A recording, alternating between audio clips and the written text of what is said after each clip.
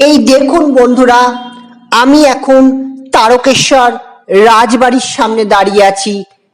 এই দেখুন রাজবাড়ির আরেকটি ফটক।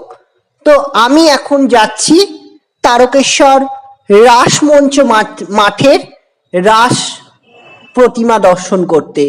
আর এই দেখুন বন্ধুরা, রাসমঞ্চ আপনারা তো দেখেইছেন শ্রাবণী মেলার ভিডিওতে। তো দেখতে পাচ্ছেন রাস পুজো শুরু হয়ে গেছে।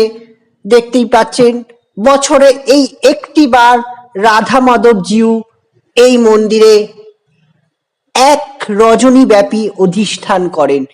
আর রাসফুল, সত্যি এই রাসফুল নিয়ে ছোটবেলায় অনেক অভিজ্ঞতা রয়েছে। আর এই দেখুন বন্ধুরা, আমি এই দিক থেকে দেখাবার চেষ্টা করছি। ও পাশে রয়েছে রাধা মাধবের বিগ্রহ, এদিকে রাধা মাধবের ভোগ প্রসাদ রয়েছে। আর পুজো শুরু হয়ে গেছে, ঠাকুর মশাই পুজো করছেন। তো হ্যাঁ, এই রাসফুল নিয়ে সত্যি একটা ছোটবেলা থেকে আকর্ষণ থাকতো যে রাসফুল নেওয়ার।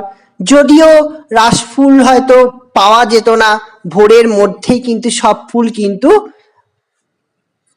মানুষেরা নিয়ে চলে যেতেন। আর এখানে দেখুন পুজোর জোগাড় চলছে। আর এই এই পাশটায় দেখুন এই রাসফুলগুলো দেখুন, এখানে 108 প্রদীপ জ্বালাবার প্রস্তুতি চলছে। আর দেখুন আমি ওপাশে চলে এলাম, রাধাকৃষ্ণ বিগ্রহকে আপনারা দর্শন করুন। আহা, খুব ভালো লাগছে।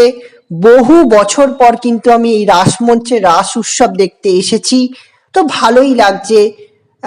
তো আপনারাও জানাবেন আপনাদের কেমন লাগছে তারকেশ্বরের রাসমঞ্চ মাঠে সেই রাসমঞ্চের রাস পুজো।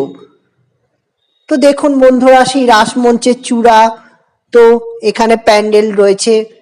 বছরে এই একটা দিনই রাধা মাধব এখানে অধিষ্ঠান করেন। আর এই দেখুন এখানে 108 প্রদীপের প্রস্তুতি চলছে।